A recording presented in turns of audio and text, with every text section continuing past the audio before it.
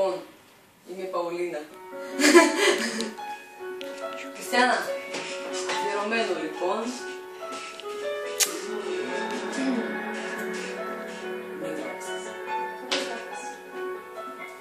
Δεν θέλω να επιστρέψεις κι άλλες χαρές να μου κλέψεις.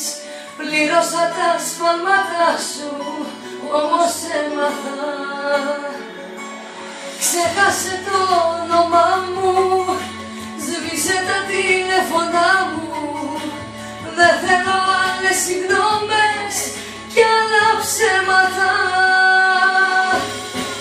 Να μ' αφήσεις ήσυχη θέλω, κι αν υπάρχεις πια να μην ξέρω. Ξέχνα με, ζω για μένα ναι.